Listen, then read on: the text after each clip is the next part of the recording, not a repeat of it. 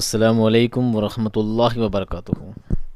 अज़ीज़ तलबा, मैं मोहम्मद शहज़ाद ख़ान आप तमाम ही का अपने इस चैनल SK एजुकेशन में दिल की गहराइयों से इस्तकबाल करता हूँ। आप तमाम ही का हमारे चैनल में खैर मकदम है। उम्मीद करता हूँ आप तमाम ही खैर आफ़ियत से होंगे और खुश व खुर्रम ज़िंदगी गुजार रहे होंगे और इस वक्त टर्म फर्स्ट की थोड़ी टेंशन में होंगे। तो इसी टेंशन को दूर करने के लिए मैं लाया हूँ आपके लिए एक ऐसी क्लास, एक क्लास और टर्म फर्स्ट की टेंशन क्लास। ठीक है, कई सारे बच्चों ने मुझे पर्सनली मैसेज भी किया था, कई सारे बच्चों ने कमेंट बॉक्स में, चैट बॉक्स में मैसेज किया था, बहुत सारे बच्चों ने मुझे व्हाट्सएप ग्रुप में मैसेज किया था कि कौन सा सिलेबस रिड्यूस हुआ है, कौन से चैप्टर हटाए गए हैं, कौन से चैप्टर लिए गए हैं। इन तमाम ही सवालात के जवाब मैं उनको व्हाट्सएप ग्रुप में दे चुका हूँ। जो भी आपका व्हाट्सएप ग्रुप में मैंने PDF सेंड किया है उसमें जो भी चैप्टर आपके टर्म फर्स्ट से हटाए गए हैं, आपके सिलेबस से हटाए गए हैं, उसकी PDF फ़ाइल मैं व्हाट्सएप ग्रुप में डाल चुका हूं। और अगर आपके पास फ़ाइल नहीं पहुंची है, जो चैप्टर रिड्यूस हुए हैं उनकी फ़ाइल नहीं पहुंची है, तो मैं इस वीडियो के लिंक में, वीडियो के चैट में एक पिन लिंक डाल दूंगा, जिससे आप व्हाट्सएप ग्रुप में ओपन हो जाएंगे, व्हाट्सएप ग्रुप को ज्वाइन कर लेंगे। व्हाट्सएप ग्रुप में मैं आपको बता दूंगा, उसमें PDF फाइल मिल जाएगी, उससे पता लग जाएगा कि कौन सा आपका चैप्टर रिड्यूस हुआ है। लेकिन आप इस अफरा तफरी में ना पड़ें, इस परेशानी में ना पड़ें।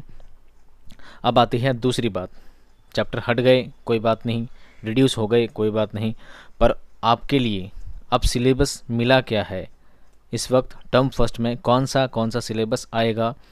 तो उसके लिए भी बहुत सारे बच्चों ने कमेंट किए थे, सर ग्रामर के वीडियो बनाओ, कवायद के वीडियो बनाओ, फ़ैल वाले वीडियो बनाओ। अब आपके पास एग्ज़ाम बहुत ही आपका नज़दीक है, 1-2 दिन बाद ही आपका एग्ज़ाम है, तो आपके पास इतना टाइम नहीं है कि मैं इतने सारे वीडियोस बनाऊं सारे ग्रामर के 1 बाई 1 और आप तमाम ही वीडियो को दिन भर बैठ कर देखो। इससे बेहतर है आप अपनी पढ़ाई खुद करें। लेकिन आपकी पढ़ाई अगर मजबूत हो चुकी है और अब अपनी पढ़ाई को आप और पक्का करना चाहते हैं, तो आपके लिए ये वीडियो बहुत ही मुफीद साबित होगा। आपको ये वीडियो ज़रूर देखना चाहिए। जो चीज़ें आपके समझ में नहीं आई हैं, कवायद से रिलेटेड, आपके चैप्टर से रिलेटेड, वो तमाम ही बातें इस वीडियो में क्लियर हो जाएंगी। इस वीडियो में सीधा साधा मसला ये है, जो सिलेबस आपको CBSE ने प्रोवाइड किया है टर्म फर्स्ट में, जो आपको सिलेबस मिलने वाला है, मैं पॉइंट बाय पॉइंट उन्हीं सिलेबस के उन पॉइंट पर ही पूरी वजाहत करूँगा कि आपको किस पॉइंट पर, किस सिलेबस में क्या चीज़ मिलने वाली है। मैं उनको खोल कर आपको समझाऊंगा। उम्मीद करता हूं आपको ये वीडियो बहुत ही ज़्यादा पसंद आएगा और बहुत ही ज़्यादा आपके लिए कारगर साबित होगा। आपको सिर्फ ये करना है, आपको इस वीडियो को ना सिर्फ खुद को सुनना है, जब तक इस 3 मिनट के वीडियो का आप अब तक सुन चुके हैं, तो आपको सिर्फ ये करना है, हाथों हाथ जाइए और वीडियो को अपने तमाम दोस्तों में शेयर कीजिए और अपने तमाम दोस्तों के ग्रुप्स वगैरह में तमाम में शेयर कीजिए, ताकि वो भी इससे इस्तेफ़ादा हासिल कर सकें, इससे फ़ायदा भी हासिल कर सकें और उनका भी एग्ज़ाम आपकी तरह बहुत ही अच्छा और बेहतर जाए। ठीक है, उम्मीद करता हूँ आप ये काम ज़रूर करेंगे। पसंद आए तो लाइक भी करें, कमेंट में अच्छा भी लिखें, जो भी आपको बेहतर लगे। ठीक है, अब शुरू करते हैं हम आज का सिलेबस। टर्म फर्स्ट में क्या सिलेबस रहेगा, ये मैं व्हाट्सएप ग्रुप पर PDF फाइल भेज चुका हूँ और बता चुका हूँ टर्म फर्स्ट में आपका क्या क्या सिलेबस रहेगा। और टर्म फर्स्ट का जो सिलेबस है, मैं उसकी भी PDF फाइल ग्रुप में शेयर कर दूँगा और जिन बच्चों को मिल चुकी है वो उस पर भी तवज्जो कर सकते हैं। अब टर्म फर्स्ट में जो सिलेबस आने वाला है, मैं एक एक पॉइंट उसका लेता जाता हूँ, बताता जाता हूँ, आप उसे गौर से सुनते जाइए और समझते जाइए। आपके सिलेबस का सबसे पहला टॉपिक है 2 गैर दरसी इक्तबास, एक नस्र एक नज़्म, कोई एक करना है और 5 नंबर का होगा, यानी कि उस इक्तबास से 5 सवाल पूछे जाएंगे। इक्तबास एक नस्र का होगा, एक नज़्म का होगा, 2 पैसेज, 2 इक्तबास आपको दिए जाएंगे, दोनों में से कोई भी एक करना है, दोनों नहीं करने हैं। जो भी आपको इजी लगे, जो आपको आसान लगे, वो आप कर सकते हैं। इक्तबास के सवालात बहुत ही ज़्यादा सरल और बहुत आसान होते हैं। अब इक्तबास कैसा होता है, इक्तबास में सवालात कैसे आते हैं, इससे पहले जो मैं 3 वीडियो सैम्पल पेपर के, मॉडल पेपर के रूप में बना चुका हूँ, आप उन वीडियोज़ को जाकर चेक कर सकते हैं। उन वीडियो के स्टार्टिंग में वीडियो को बनाने के लिए उस वीडियो का परफॉर्म पूरा ऐसा रखा गया है जैसा कि आपके एग्ज़ाम में पेपर आएगा। ठीक है, आपको इस बात का पूरा ध्यान रखना है कि एक नस्र का आएगा, एक नज़्म का आएगा, आपको दोनों में से कोई भी एक पैसेज करना है। ऐसे कन्फ्यूजन नहीं क्रिएट करनी है कि नस्र वाले में से 3 सवाल आ गए तो वो 3 कर लिए, नज़्म वाले से 2 सवाल आए तो 2 सवाल वो कर लिए। आपको ऐसी दिक्कत नहीं करनी है। आपको नस्र वाले पूरे 5 करने हैं और नस्र वाले 5 नहीं आते हैं तो आपको नज़्म वाले पूरे 5 करने हैं। इनके सवालात आसान होते हैं। जो पैसेज दिया है आपको उस पैसेज को बखूबी और बहुत गौर से पढ़ना है और समझना है कि पैसेज किससे रिलेटेड है। जैसे इससे पहले वाले वीडियो में ख्वाजा मोइनुद्दीन चिश्ती रहमतुल्लाह तआला अलैह का एक मैंने वीडियो बनाया था, उसमें सबसे पहला पैसेज था ख्वाजा साहब के बारे में। तो पहली ही पंक्ति, पहला ही सेंटेंस ऐसा था कि ख्वाजा साहब 52 साल की उम्र में वहाँ से चले गए, मदीना शरीफ चले गए, मक्का शरीफ चले गए। और जब नीचे सवाल दिए गए थे तो उसमें पहला ही सवाल ये था कि ख्वाजा साहब की उस वक्त उम्र क्या थी जब वो गए थे। तो बहुत ही ईजी होता है जब पैसेज के पहली लाइन में पहली पंक्ति में ही उसका जवाब लिखा था कितने साल की उम्र में। आप उसको बखूबी और गौर से पढ़ेंगे तो आपको पैसेज में ही उन तमाम 5 सवालात के जवाब मिल जाएंगे। ये इतना ज़्यादा परेशानी वाला मुद्दा नहीं होता है, आपको बस उसे गौर से पढ़ना है। आप जितना ज़्यादा गौर से उसे पढ़ेंगे, उसे दिमाग में बिठाने की कोशिश करेंगे, तो जब आप सवालों को पढ़ेंगे, एक बार आपको पैसेज को बहुत गौर से समझ कर पढ़ना है। और जब आप सवालों को हल करने बैठेंगे, अगर आपने पैसेज को अच्छी तरह पढ़ा होगा तो पैसेज की सारी बातें आपके दिमाग में रह जाएंगी। जब आप सवालात हल करेंगे तो आपको दोबारा पैसेज की तरफ देखने की ज़रूरत भी नहीं पड़ेगी, आप डायरेक्टली उसके सवालात के जवाब कंटिन्यू देते जाओगे। ठीक है, ये है आपका पहला पॉइंट। पहला पॉइंट क्या है? गैर दरसी इक़्तिबास। गैर दरसी का मतलब वो इक़्तिबास दिए जाएंगे, ऐसा नसर का या ऐसा नज़्म का पैसेज दिया जाएगा जो कि आपकी किताब में, आपके निसाब में शामिल नहीं है। कहीं दूर से, कहीं दूसरी जगह से, कोई दूसरे मैटर से, किसी दूसरे निसाब से वो पैसेज लिया जाएगा। कहीं से भी 4-5 पंक्तियाँ, कहीं से भी 4-5 कुछ मिसरे, या कहीं से भी 4-5 लाइन का बंद कुछ आपको दे दिया जाएगा। आपको उसी में से छाँट कर उसके जवाब लिखने हैं। और ये बहुत ही आसान है। कितना आसान है? इससे पहले जो 2-3 वीडियो बनाए हैं उन तमाम ही के अंदर मैंने कुछ पैसेज भी लिए हैं, कुछ प्रोज़ भी लिए हैं, कुछ पोइट्री ली है, कुछ शायरियाँ ली हैं, नज़्म के बंद लिए हैं। आप उन तमाम को जब हल करके देखेंगे, पढ़ के देखेंगे, और वीडियो में मैंने आगे से बताया है किस तरह उसको हल किया गया है, तो आप आराम से उनके सवालात के जवाब दे पाएंगे। ये था आपका पहला टॉपिक, एक गैर दरसी इक़्तिबास, एक नस्र का, एक नज़्म का, और करना है दोनों में से कोई एक। ठीक है, अब आते हैं हम दूसरे पॉइंट पर। अब आते हैं सिलेबस की नंबर 2 टॉपिक पर। आपका सिलेबस का नंबर 2 टॉपिक है, नंबर 2 उसका निर्देश है 2 दरसी इक़्तिबास, एक नस्र, एक नज़्म, और कोई एक करना है और नंबर मिलेंगे 5, यानी उससे 5 सवाल किए जाएंगे। इससे पहले जो 2 सवाल थे, जो पहला टॉपिक था, वो 2 थे गैर दरसी, यानी वो किताब से, निसाब से नहीं लिए जाएंगे। लेकिन इस बार जो है दूसरा टॉपिक जो है उसमें एक इक़्तिबास, एक पैसेज लिया जाएगा नस्र से, और एक लिया जाएगा नज़्म से। नज़्म वाले में गज़ल से, आपकी रुबाई से, या नज़्म से, तीनों में से किसी भी एक से हो सकता है। आपको उसे पढ़ना है और उसके जवाब देने हैं। गैर दरसी इक़्तिबास की ख़ासियत ये है, उसमें जो भी सवालात के जवाबात होते हैं वो पैसेज के अंदर ही होते हैं। आपको उसके जवाबात पैसेज से ढूंढ कर ही देने होते हैं। लेकिन दरसी जो इक़्तिबास होता है, जो इक़्तिबास आपकी बुक से लिया होता है, आपके चैप्टर्स से लिया होता है, इसमें 5 में से 4 सवाल ऐसे होंगे जिनके जवाब उस पैसेज में ही आपको मिल जाएंगे। ठीक है, जब आप पैसेज को पढ़ेंगे तो पढ़ते पढ़ते आपको एक एक सवाल का जवाब मिलता जाएगा। लेकिन 5 में से एक सवाल ऐसा होगा जो उस पैसेज से हट कर आएगा।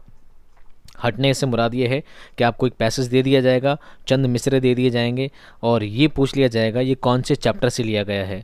अब जाहिर सी बात है, चैप्टर का नाम तो उसमें लिखा नहीं होगा, तो आपको जितने भी चैप्टर आपने पढ़े हैं, जितनी आपकी तैयारी है, आपको अंदाज़ा होगा, अगर आपने किताबें पढ़ी होगी तो आपको अंदाज़ा होगा कि ये कौन से चैप्टर से लिया गया है, तो आपको उसके चैप्टर का नाम आना चाहिए।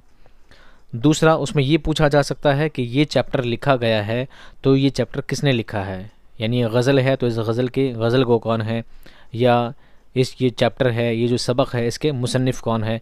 आपसे उसके मुसन्निफ़ का नाम भी पूछा जा सकता है, ये भी उससे बाहर का चैप्टर है बाहर का सवाल है। और तीसरा सवाल ये हो सकता है कि जो पैसेज दिया जाएगा उस पैसेज में अगर कुछ किरदारों की बात की जाएगी, अगर कुछ किरदारों की बात की जाएगी, कुछ कैरेक्टर्स की बात की जाएगी, तो 2-3 कैरेक्टर आपको उस पैसेज में मिल जाएंगे। और दूसरा हटकर कैरेक्टर जो होगा, जैसे मान लीजिए अगर भोला चैप्टर का अगर आपको एक पैसेज दे दिया जाता है तो उसमें सवाल में ये आएगा कि भोला के अलावा उस कहानी में, उस अफसाने में और कौन कौन था। तो भोला का नाम दे दिया जाएगा, उसके दादा का नाम दे दिया जाएगा। तो आपसे पूछ लिया जाएगा कि जो चैप्टर में नहीं होगा, उस पैसेज में लिखा हुआ नहीं होगा, तो पूछ लिया जाएगा भोला की माँ का नाम क्या था। ठीक है, ये बात आपको तब पता लगेगी जब आपने भोला चैप्टर पढ़ा होगा। तो आपको तमाम असबाक के बारे में भी इतनी नॉलेज रखनी है, इस तरह उसको पढ़ के समझना है। अगर उन चैप्टर्स को समझ में नहीं आया है, अगर आपने मेरे पिछले वीडियोस देखे होंगे तो आपको पता लगेगा कि मैंने एक एक पार्ट को, एक एक सबक को बहुत ही तसल्ली से और बहुत ही वाज़ेह साफ़ तौर पर समझाया है। अगर आपने उनको गौर से सुना होगा तो आपको उन असबाक से एक भी सवाल छूटने वाला नहीं है। ठीक है, तो एक था हमारा पहला टॉपिक 2 पैसेज गैर दरसी इक़्तिबास के, और अब हैं 2 पैसेज 2 इक़्तिबास दरसी इक़्तिबास। ठीक है, ये कौन से हैं? दरसी इक़्तिबास यानी बुक से रिलेटेड, बुक से लिए जाएंगे। एक नज़र का, एक नस्र का, एक नज़म का। और यहाँ भी यही बात है, दोनों में से करना सिर्फ एक है, दोनों नहीं करने हैं। और उन पैसेज से, उन इक़्तिबास से आपको 5-5 सवालात दिए जाएंगे, आपको कोई भी 5 करने हैं। ठीक है, चलते हैं हम अगले टॉपिक की तरफ। अब नंबर आता है नंबर 3। अब है आपके सिलेबस का नंबर 3, जो है फ़ैल से रिलेटेड। किससे रिलेटेड है? फ़ैल से रिलेटेड। अगर फ़ैल के लिए वीडियो बनाया जाए तो फ़ैल के ऊपर पूरा एक लंबा वीडियो बन सकता है, लेकिन चूंकि आपके एग्ज़ाम में इस वक्त जो सिलेबस दिया गया है, उस सिलेबस में जो जो टॉपिक दिए गए हैं, तो हम पूरा सिलेबस ना जानकर अभी जो आपके इस सिलेबस में पूछा गया है, हम उनको बहुत शॉर्ट, बहुत ब्रीफ शॉर्ट में उस बात को समझेंगे। और मैं उम्मीद करता हूं कि आप एक एक बार में ही पूरी बात समझ जाएंगे। ठीक है, फ़ैल की तफसील सिर्फ चंद लाइनों में और एक बार में आपके दिमाग में बैठ जाएगी, अगर आपने पहले से पढ़ाई कर रखी है तो। और नहीं भी की है तो आप मेरी बात को गौर से सुने और समझने की कोशिश करें। फ़ैल में क्या पूछा जाएगा? फ़ैल की किस्में, लाजिम, मुतअद्दी और नाक़िस। फिर पूछा जाएगा मारूफ़ और मजहूल, और फिर पूछा जाएगा माजी, हाल, मुस्तक़बिल। अब ये सब क्या है, ये पूरा रायता कैसे फैला है, इसको आप ढंग से समझें। फ़ैल, सबसे पहली बात आती फ़ैल की। फ़ैल की भाषा, फ़ैल की परिभाषा पूछी जा सकती है। फ़ैल किसे कह सकते हैं, ये पूछा जा सकता है। तो वो लफ्ज़ कलाम में आया हुआ, बात में आया हुआ, किसी सेंटेंस में आया वो लफ्ज़ जिससे किसी काम का करना या होना पाया जाता हो, वही फ़ैल कहलाता है। ठीक है, वो काम, वो बात, बात में निकला हुआ वो लफ्ज़ जिससे किसी काम का करना या होना, दोनों ही बात पाई जाती हो, उसे क्या कहेंगे? फ़ैल कहेंगे। क्या कहेंगे? फ़ैल। बिल्कुल आसान भाषा में समझ सकते हैं। राजा का खाना खा रहा है, बच्चे खेल रहे हैं, बारिश हो रही है। ठीक है, इन सब बातों में कुछ ना कुछ काम हो रहा है। राजा क्या कर रहा है? खाना खा रहा है, तो खाना खाना भी एक काम है। बच्चे खेल रहे हैं, तो खेलना भी क्या है? एक काम है। बच्चा सो रहा है, तो सोना भी एक काम है। ठीक है, और एक है बारिश हो रही है। अब उसको कोई कर नहीं रहा, लेकिन बारिश हो रही है, तो बारिश होना भी क्या है? एक काम है। तो सेंटेंस में आया हुआ वो लफ्ज़ जिससे किसी काम का करना या होना पाया जाता है, वो क्या कहलाता है? फ़ैल कहलाता है। उम्मीद करता हूँ समझ में आ गई होगी। अब फ़ैल की किस्में तो वैसे बहुत सारी है, पर आपसे सिर्फ 3 ही किस्में पूछी जाएगी। आपके सिलेबस में सिर्फ 3 ही किस्म इस बार आई है टर्म फर्स्ट में। तो आपको क्या करना है? सबसे पहली किस्म है फ़ैल लाजिम। फ़ैल लाजिम, लाजिम का मतलब कंपलसरी। लाजिम का मतलब कंपलसरी। इससे पहले 2-3 चीज़ें और सीख लो और समझ लो। एक होता है फ़ैल, फ़ैल मतलब होता है क्रिया, वर्ब। एक होता है फ़ाइल यानी कर्ता, करने वाला, काम करने वाला। एक होता है मफ़ऊल। एक क्या होता है?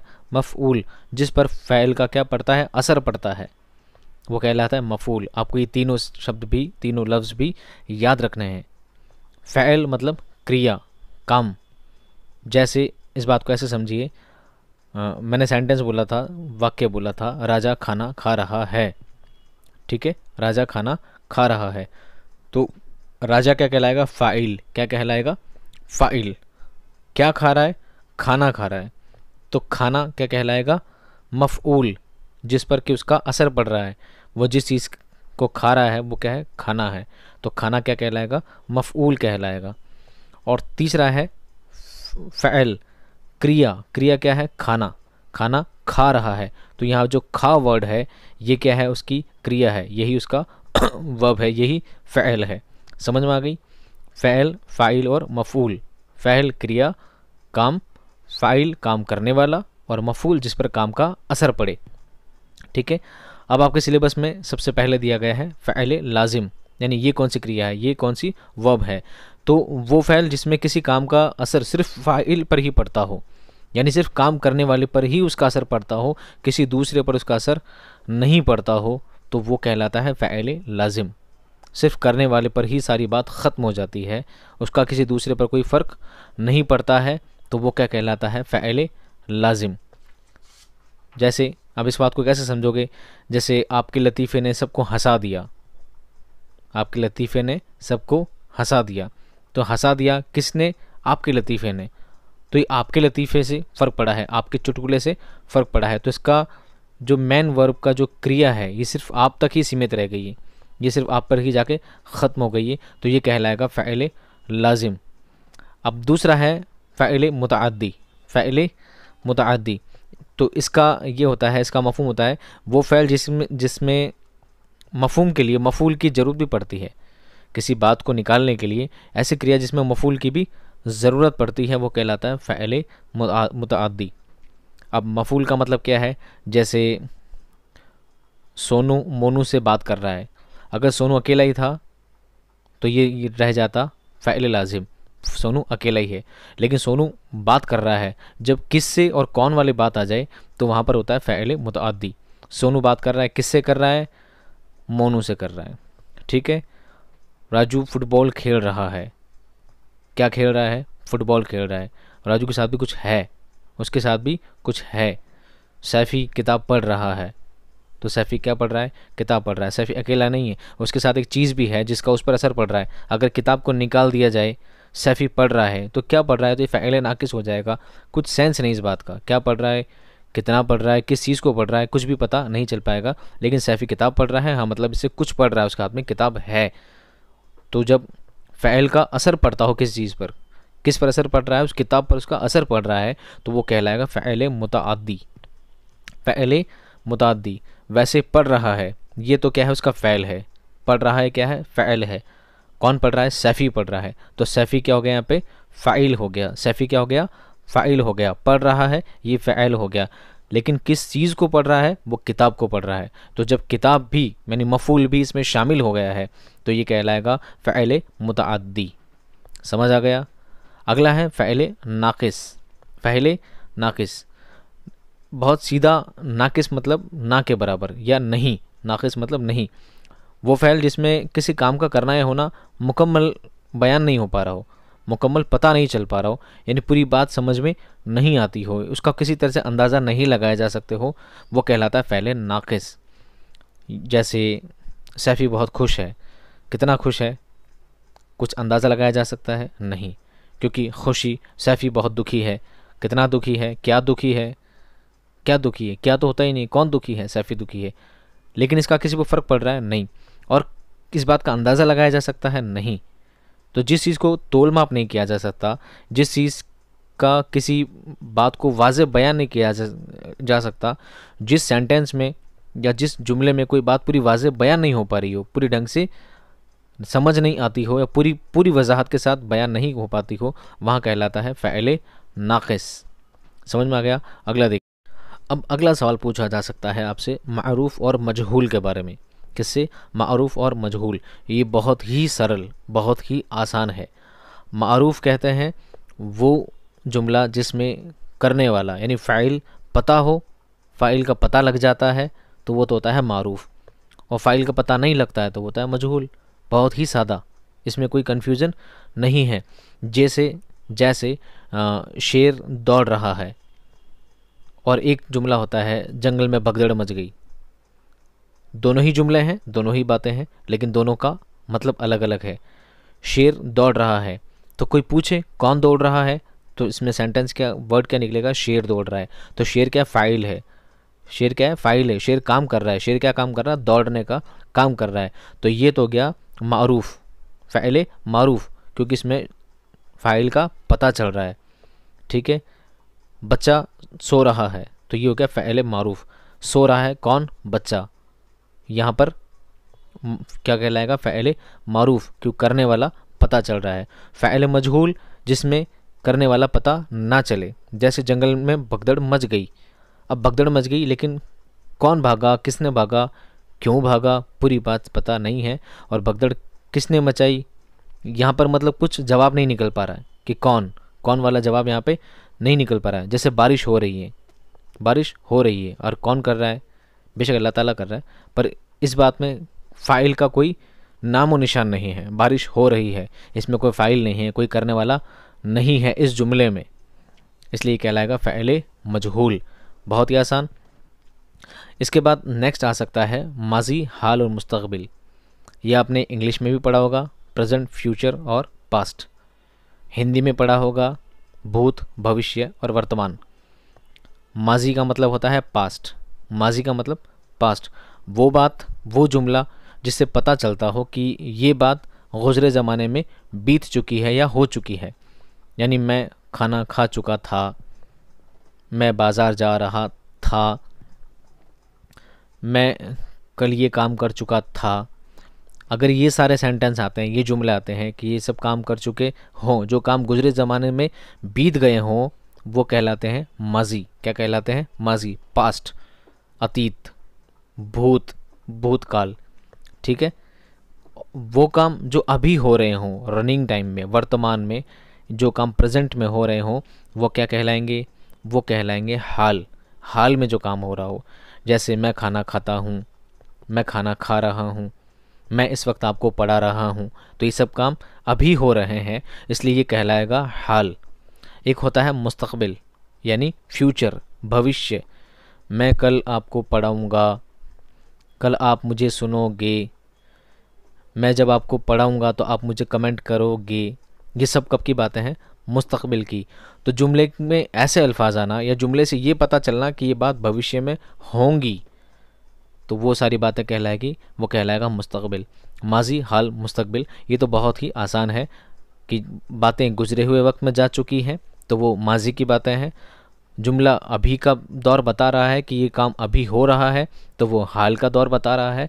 और जुमले में ऐसी बात हो जो भविष्य में, भविष्य में, फ्यूचर में ये बात होने वाली होएंगी, जो फ्यूचर में बात होगी, तो वहाँ पर कहलाएगा, फ्यूचर में होने वाला काम कहलाएगा मुस्तकबिल। बहुत ही आसान। उम्मीद करता हूँ फ़ैल वाला ये टॉपिक आपके लिए क्लियर हो गया होगा। अगला टॉपिक देखिए। अब आपका अगला टॉपिक है इल्म बयान। अगला टॉपिक क्या है, इल्म बयान, और ये है 4 नंबर का। इसके कितने नंबरात रखे गए हैं, 4 नंबर रखे गए हैं। इल्म बयान में आता है, इस बार आपके पूछा गया है तशबिया, इस्तारा, किनाया, तज़ाद, हुस्न तालील और तलमीह। वैसे इल्म बयान और भी हैं आपकी बुक में, और भी आपके सिलेबस में है, लेकिन इस बार एग्ज़ाम में आपके सिलेबस में सिर्फ यही चीज़ें पूछी गई हैं। अगर आपने क्लास में पढ़ रखा होगा, स्कूल में पढ़ रखा होगा, तो आपको इन सब के बारे में पहले से ही पता होगा, पर फिर भी एक बार शॉर्ट में आप इसका एक एक सभी की तारीफ़ एक बार सुन सकते हैं। पहला आपसे पूछा जा सकता है तशबिया के बारे में। तशबिया किसे कहते हैं, यानी किसी शेर में, किसी कलाम में, किसी बात में ऐसी बात रखी जाए, ऐसा वर्ड चुना जाए, ऐसा शब्द, ऐसा लफ्ज़ मुंतखब किया जाए, चुना जाए, जिससे उसको किसी दूसरे के जैसा बताया जाए। जैसे किसी चीज़ को दूसरी चीज़ के मानिंद बताना, एक चीज़ को दूसरी चीज़ के मानिंद बताना। जैसे मीर तकी मीर का एक शेर है, नाजुकी उसके लब की क्या कहिए, पंखुड़ी एक गुलाब की सी है।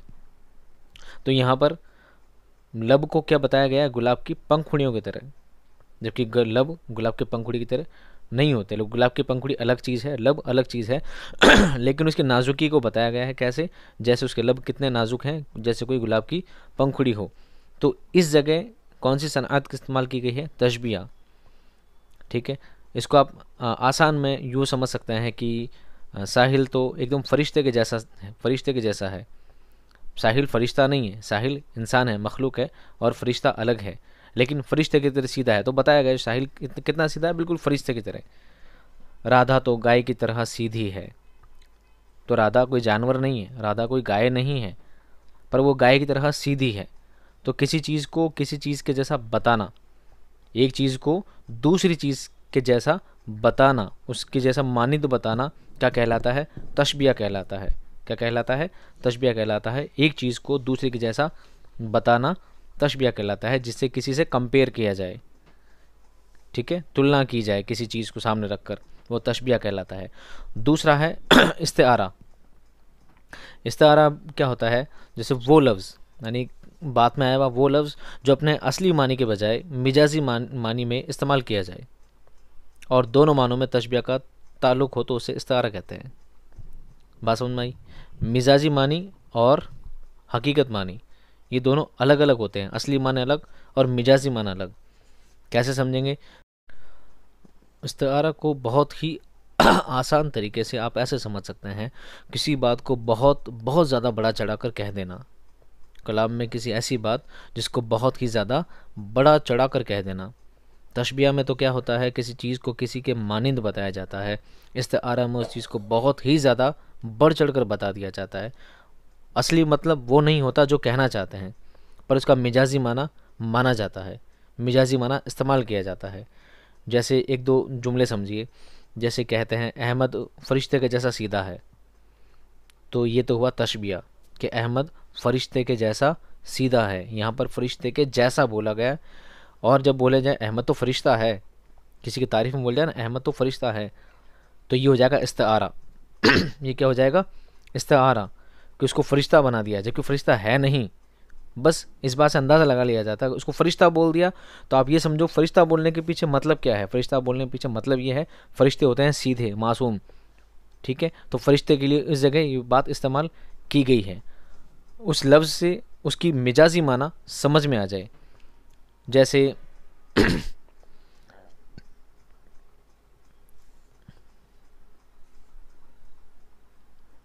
जैसे बोला जाए कि साहिल तो पहलवान की तरह ताकतवर है, साहिल तो पहलवान की तरह ताकतवर है, तो ये तो हो जाएगा, ये क्या हो जाएगा?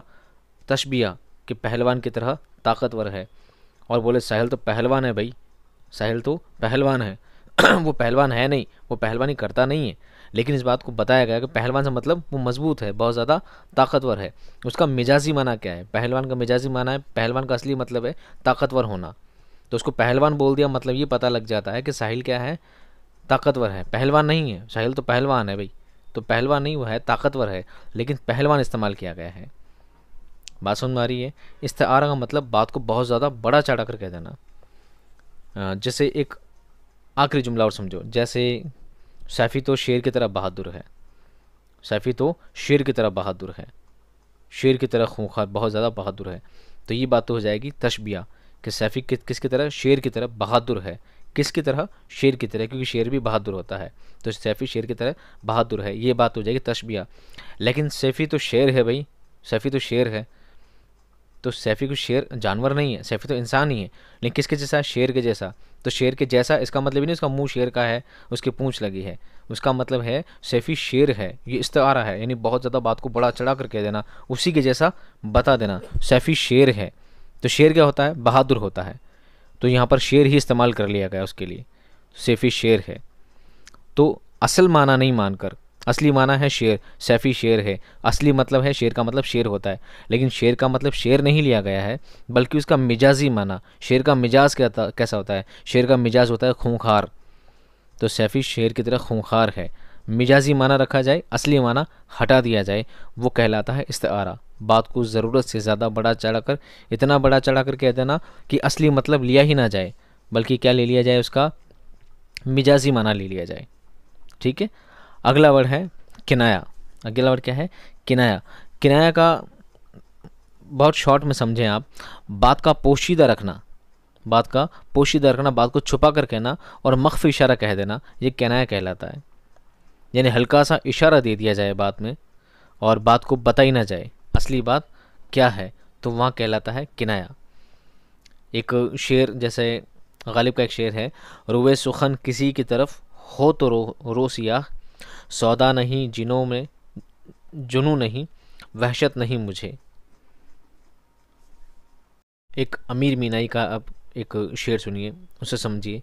एक शेर है, इस चमन में तायरे कम अगर मैं हूँ तो क्या, इस चमन में तायरे कम अगर मैं हूँ तो क्या, दूर है सैयाद अभी और आशियाँ नज़दीक है, दूर है सैयाद अभी और आशियाँ नज़दीक है। और इस चमन में तायरे कम, अब ये बात पूरी कह दी है, ठीक है। अब तायरे कम क्या होता है? तायरे कम एक पक्षी होता है, एक पंछी होता है, एक परिंदा होता है जो कम उड़ता है, कम तेज़ रफ्तार से उड़ता है, उसकी रफ्तार इतनी तेज़ नहीं होती।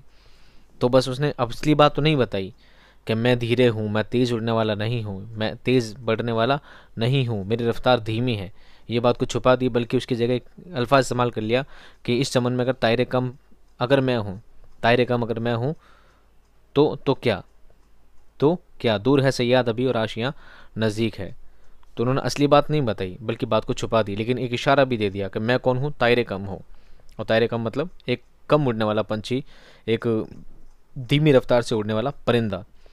तो कलाम में ऐसी बात कहना, कलाम से ऐसी बात का वाज़े होना कि जिसमें बात छुपी हो, बात पोशीदा हो और उसका मख्फी इशारा मिल जाए, तो वहाँ लग जाती है किनाया, वहाँ लगती है कनाया।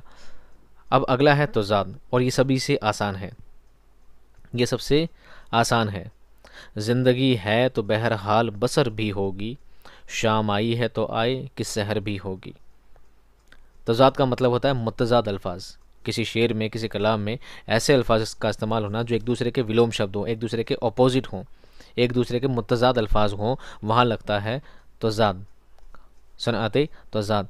और ये सबसे ज़्यादा आता है एग्ज़ाम में। आपको भी तज़ाद के बारे में अच्छी तरह से याद करना है, क्योंकि तज़ाद का एक सवाल आना बिल्कुल लाजमी है। तज़ाद का सवाल अक्सर आता ही रहता है। तो कलाम में ऐसे अल्फाज जो एक दूसरे के अपोजिट हों, मुतज़ाद हों, वहाँ पर सनअते तज़ाद का इस्तेमाल किया जाता है। ठीक है, बहुत ही आसान है, आपको इसको भी ज़हन में रखना है। अगला देखिए, हुस्न तालील। हुस्न तालील बहुत ही आसान। शेर में किसी ऐसी बात का बयान करना कि जिसका सबब, शेर में किसी ऐसी बात का सबब बयान करना जो हकीकत में उसका सबब नहीं हो, हकीकत में उसकी वजह नहीं हो। शेर में कोई ऐसी बात कह देना क्योंकि जो असल में उसकी वजह नहीं हो, वजह तो कुछ दूसरी हो, लेकिन यहाँ वजह कुछ दूसरी बता दी गई हो। काम हो तो रहा है, काम हो तो रहा है, वो जो चल रहा है, जो शेर में बात बताई गई है वो बात हो तो रही है, लेकिन असली वजह ये नहीं है, असली वजह कुछ और है, उस वजह को छुपा दिया गया हो, दूसरी वजह यहाँ पर बताई जा रही हो, उसे बोलेंगे हुस्न तालील। एक ही शेर है, एक ही शेर से आप समझ जाओगे। जैसे एक शेर है, हो दिल फरेब ऐसा कोहसार का नज़ारा, हो दिल फरेब ऐसा कोहसार का नज़ारा, पानी भी मौज बनकर उठ उठ के देखता हो। कोहसार कहते हैं पहाड़ी को, कौसर कहते हैं पहाड़ी को। तो पहाड़ का नज़ारा ऐसा खुशगवार, इतना खुशनुमा वहाँ का मंजर है कि पानी भी मौज बनकर, लहर बनकर उठ उठ के देखता है। अब ये बात सच है कि तेज़ हवाएं चलने से पानी की लहरें उठती हैं और पहाड़ों से जा जाकर टकराती हैं और ऊंची उठ जाती हैं, ऊंची उछल उछल के वो टकराती हैं पहाड़ों से। लेकिन इसलिए नहीं कि पहाड़ का नज़ारा बहुत खूबसूरत है, वो तो कॉमन है, नेचुरल है कि हवा आएगी तो लहरें उससे टकराएगी, हवा से लहरें बनेगी और पहाड़ी पर जाकर टकराएगी और लहरें बहुत ऊंची उठेगी। ये तो कॉमन बात है, ये तो आम बात है। लेकिन यहाँ वजह क्या बता दी गई? पहाड़ का नज़ारा बहुत खूबसूरत है, पहाड़ का नज़ारा बहुत खूबसूरत है और लहरें उससे जा जाकर टकराती है, ऊँची उठ उठ कर देखती है। वो देखती नहीं है बल्कि नेचुरल में ऐसा होता है, उसे कहते हैं हुस्न तालील। अगला है तलमीह। अगला क्या है?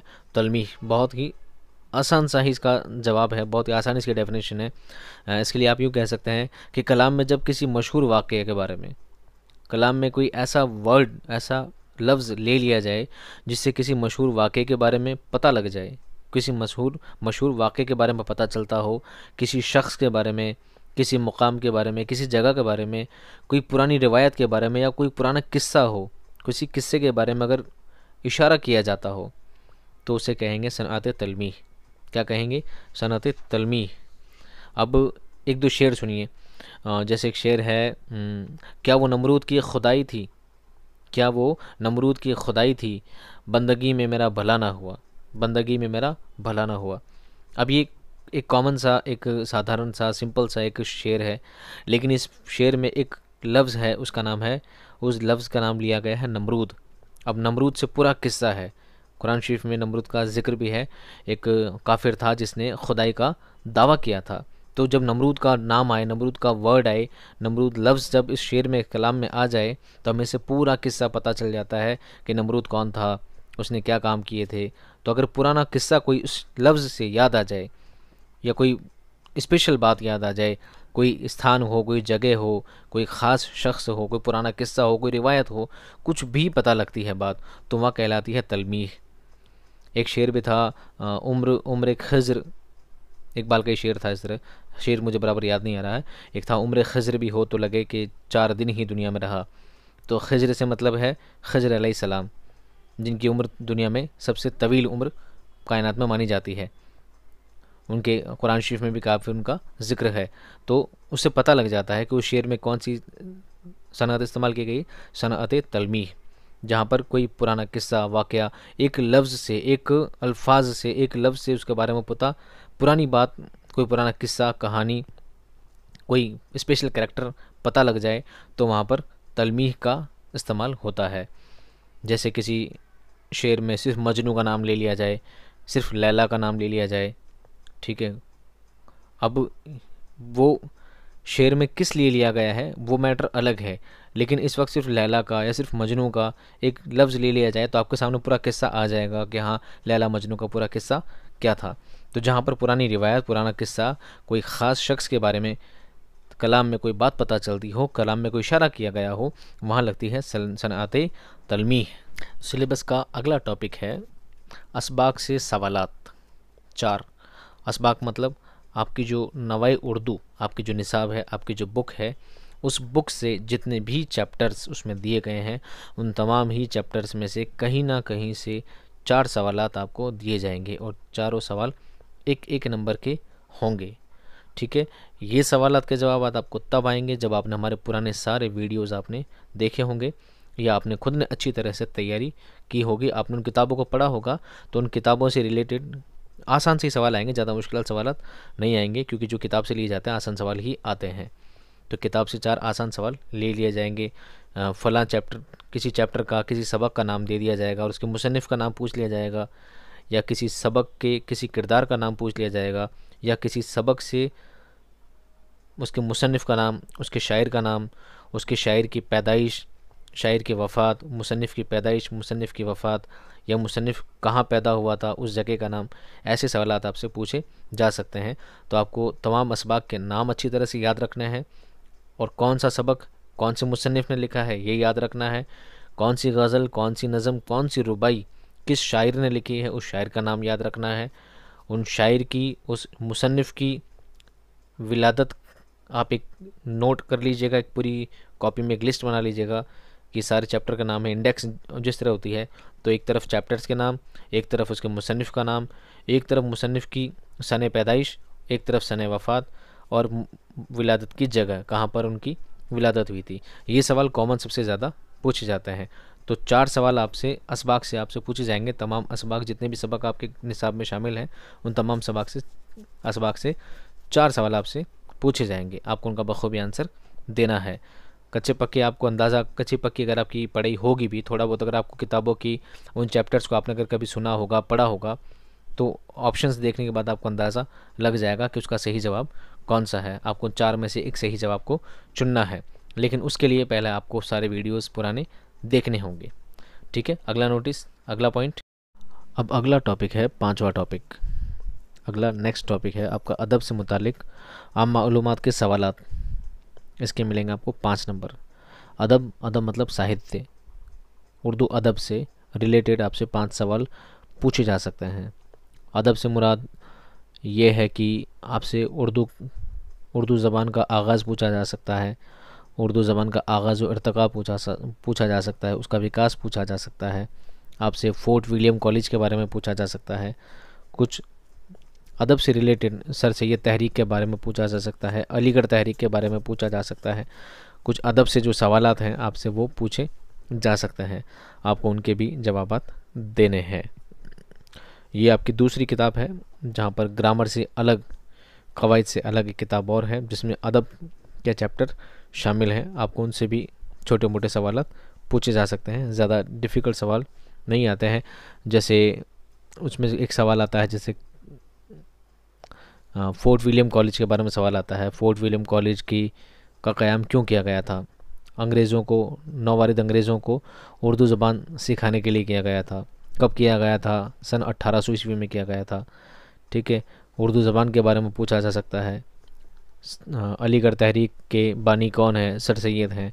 ऐसे छोटे छोटे सवाल उसमें से भी आपसे किए जा सकते हैं, आपको उनके भी जवाब देने हैं।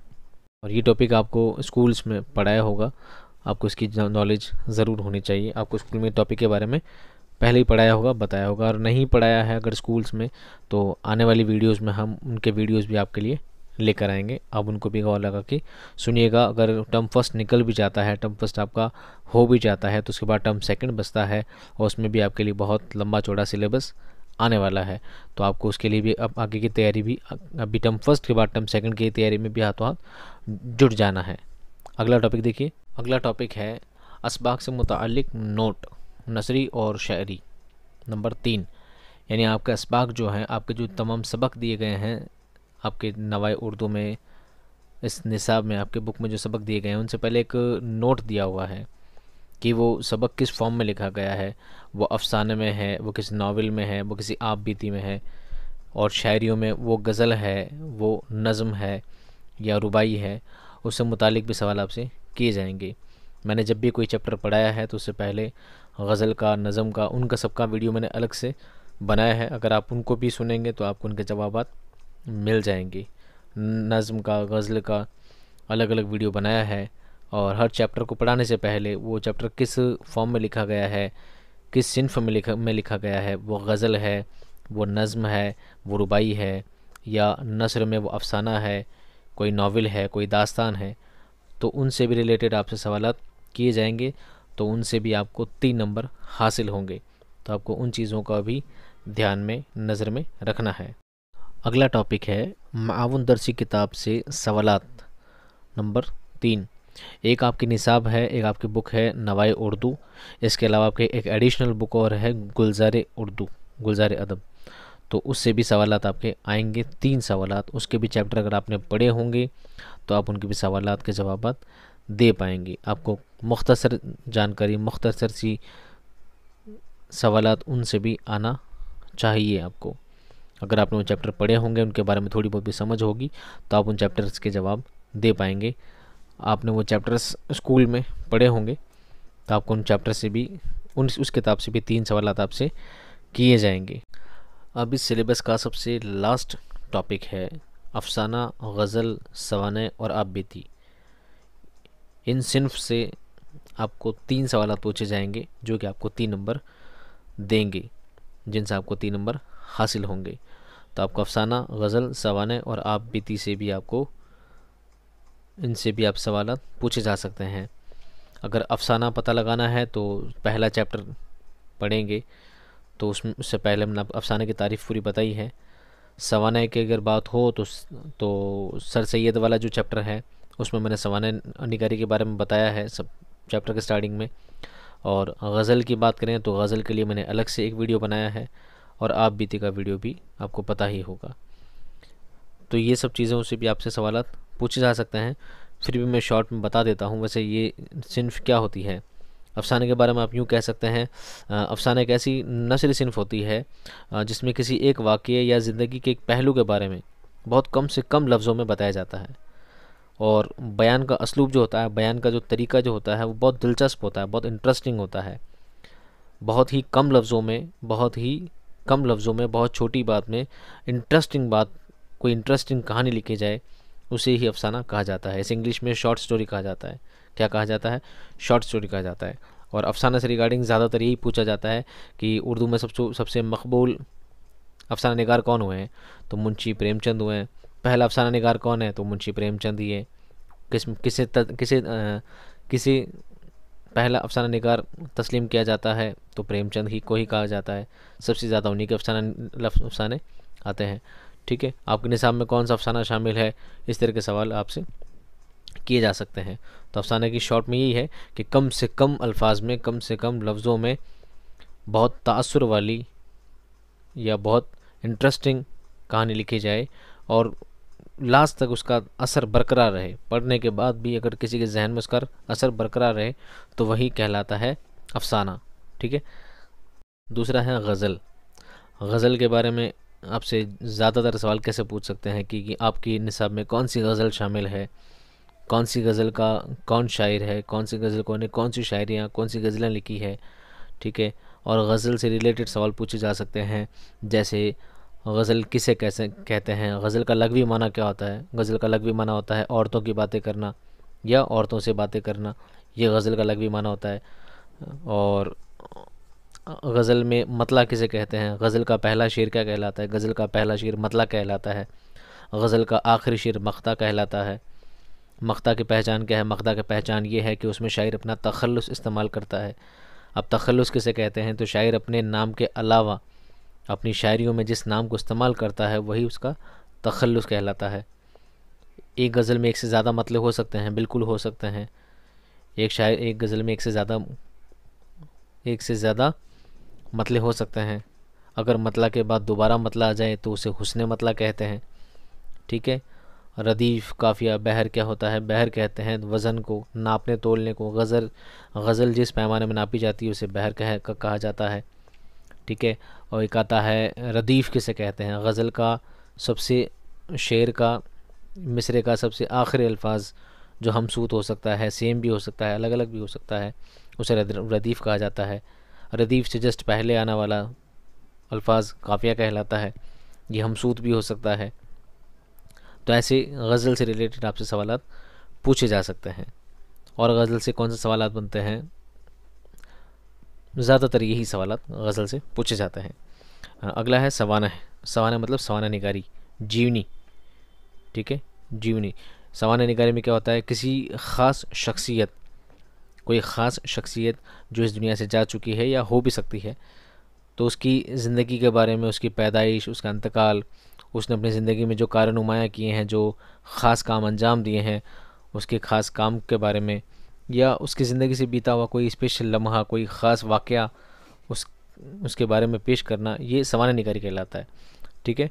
किसी ख़ास शख्सियत के बारे में उसकी ख़ास बातें बताना ही सवाना निगारी कहलाता है, जिसमें उसकी पूरी ज़िंदगी भी हो सकती है और ज़िंदगी का कोई ख़ास किस्सा भी हो सकता है। अब है आप बीती। आप बीती का मतलब किसी इंसान पे खुद पर बीती। जब इंसान खुद कोई चीज़ देखता है, उस पर खुद पे कोई चीज़ बीतती है, वही आप बीती कहलाती है। आसान शब्दों में, जैसे आपके निसाब में एक चैप्टर है गांधी जी का, है ना, चोरी और उसका कफ़ारा, तो वो क्या है, आप बीती है। गांधी जी पर खुद पर बीती हुई बात को उन्होंने लिखा है, तो वही आप बीती कहलाती है। यानी खुद पर बीतने वाली, खुद से होने वाली चीज़, खुद के देखने वाली चीज़ आप बीती कहलाती है। चोरी और उसका कफ़ारा उसी का एक प्रकार है, उसी की किस्म है। ठीक है। यहाँ पर आपका सिलेबस पूरा कंप्लीट हो जाता है और यहीं पर आपके 40 नंबर पूरे मुकम्मल हो जाते हैं। वैसे ये यहाँ पर सिलेबस पूरा कंप्लीट हो चुका है, फिर भी मैंने अब जब आपका रिड्यूस्ड सिलेबस देखा था, उसमें एक मुहावरे, कहावतें और एक रमज़ औक़ाफ़ के कुछ निशान भी उसमें दिए गए थे, जो कि अभी सिलेबस में तो शो नहीं हो रहे हैं, पर फिर भी अगर आपके लिए बेहतर है अगर आपको कुछ मुहावरे याद कर लें जो आपको हिंदी वगैरह में याद हो। मुहावरे, बाग बाग होना, आँखों में खून उतरना, ठीक है, गुस्से में लाल होना, बगलें झाँकना, इस तरह के कुछ मुहावरे अगर आपको याद हों तो ये भी आपके लिए बेहतर होगा, और ना भी याद हो तो आपके सिलेबस में तो वैसे है नहीं। और कुछ कहावतें जैसे नाच ना जाने आंगन टेढ़ा, ठीक है, अभी दिल्ली दूर नहीं, 4 दिन की चांदनी फिर अंधेरी रात, ऐसी अगर कहावतें भी अगर आपको थोड़ी बहुत याद हो तो आपके लिए बेहतर होंगी। उम्मीद करता हूँ आपको ये सिलेबस अच्छी तरह से समझ में आ गया होगा, और ये भी उम्मीद करता हूँ कि आप सभी ने बहुत अच्छी तैयारी की होगी। अगर वीडियो में कोई बात आपके समझ में नहीं आए तो आप मुझे मेरे व्हाट्सएप ग्रुप में पूछ सकते हैं। आप चाहे तो कमेंट बॉक्स में पूछ सकते हैं। व्हाट्सएप ग्रुप का लिंक मैं डिस्क्रिप्शन में अपलोड कर दूंगा, और वीडियो से रिलेटेड जो बात आपके समझ में नहीं आए आप मुझसे बेझिझक पूछ सकते हैं। आप तमाम ही की बेहतर मुस्तकबिल की दुआ करता हूं, और उम्मीद करता हूं कि आप सभी बहुत ही अच्छा परफॉर्मेंस एग्ज़ाम में देकर आएंगे, और उसके आगे भी आप यूं ही लगातार तैयारी करते रहेंगे और इस वीडियो को लाइक भी करेंगे, शेयर भी करेंगे अपने दोस्तों में और अपनी मोहब्बतों का यूं ही मुजाहरा करते रहेंगे। इसी उम्मीद के साथ मैं चाहूँगा आपसे अलविदा। मिलता हूँ आपसे नेक्स्ट वीडियो में। तब तक खुश रहिए, आबाद रहिए। खुदा हाफ़िज़।